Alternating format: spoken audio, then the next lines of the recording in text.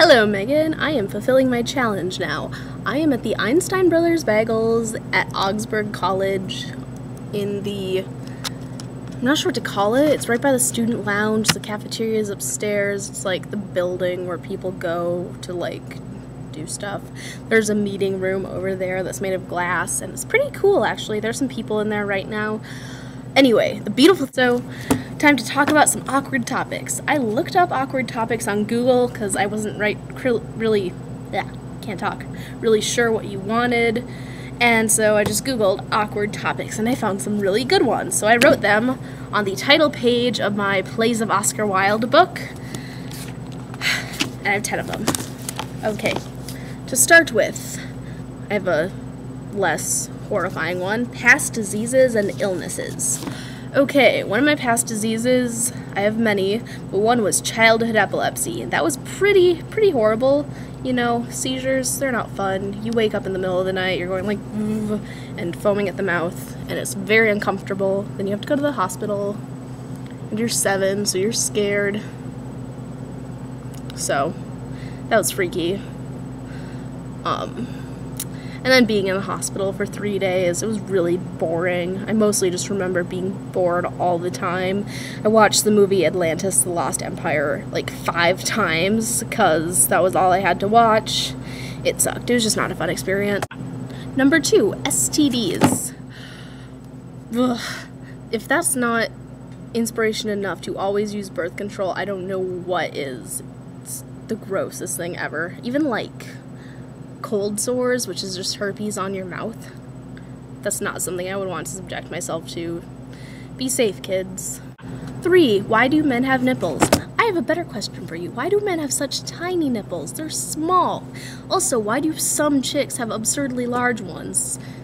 They vary in sizes a lot, but for men, they're just like little, microscopically small. Never got that. 4, was Obama only voted in because he's black?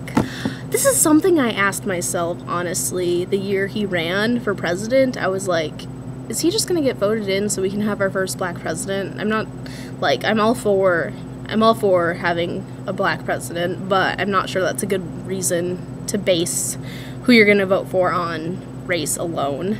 But I don't know, I think he's done a pretty good job as president, and I'm pretty apathetic about politics. I don't really care about politics, to be honest. I know this is bad according to everyone, but I don't care about politics.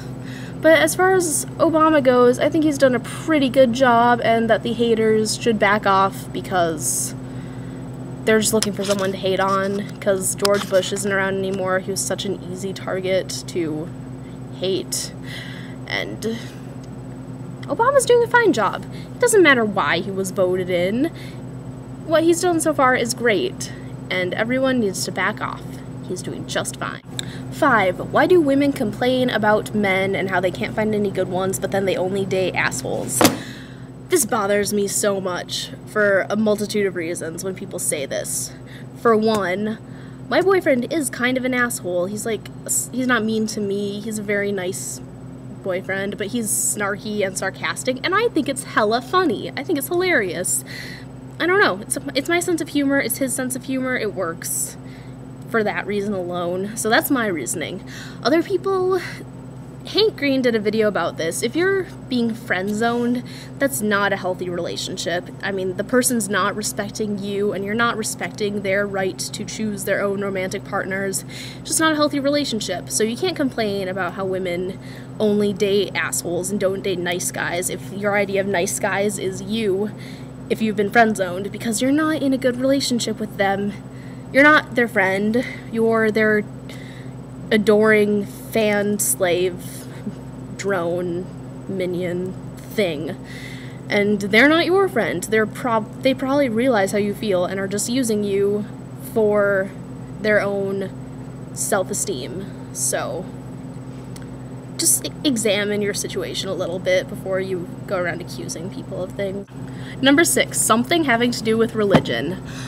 I don't think God cares who you have sex with or when you have sex. The thing about premarital sex and gay marriage and gay sex and stuff, and how it's anti-God or whatever the argument is about that, Seriously, he's God. He has control over the entire universe, and our universe is screwed up. There's all sorts of messed up things happening around here. I think he really has better things to worry about than who has sex with who and under what circumstances. Come on, it's common sense. Number 7, periods. That's too gross even for me. I'm not going to talk about that. Number 8. What do you think human flesh would taste like? I'm a vegetarian. I don't really know much about what meat tastes like in general, but it's something to think about, I guess. If you're gonna eat animal flesh, humans are animals. What do you think it would taste like? I don't know. Personally, I've accidentally eaten meat a couple of times. It tastes nothing like veggie burgers, so I think human flesh would taste really, really gross. But that's just me and my vegetarianism and my reluctance to eat the flesh of another living creature, because it's not very nice. That's not what friends do. Number 9 is talk about the last funeral you went to. It was my great-grandmother. She was like 97 years old, so I wasn't too shocked. It wasn't like a sudden death sort of thing. So it wasn't that emotional of an experience for me. It was for a lot of people there. Everyone was really sad.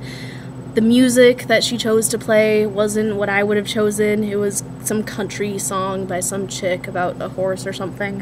Whatever it is country singers sing about. The brownies were good.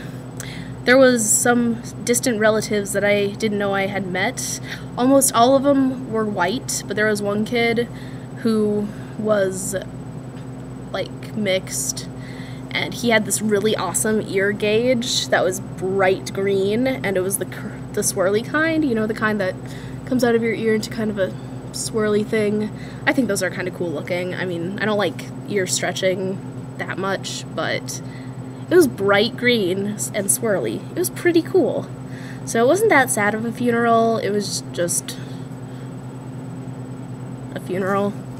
I stole a pen with the funeral home's name on it. And number 10, your most embarrassing moment. Oh, I have 2.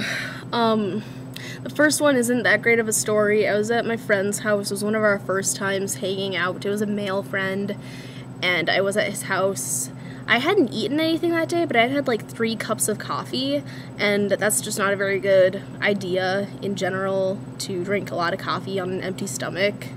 So this is like the second time I've hung out with this guy outside of school, and I'm at his house, and we're just in his room talking about things, probably listening to some music.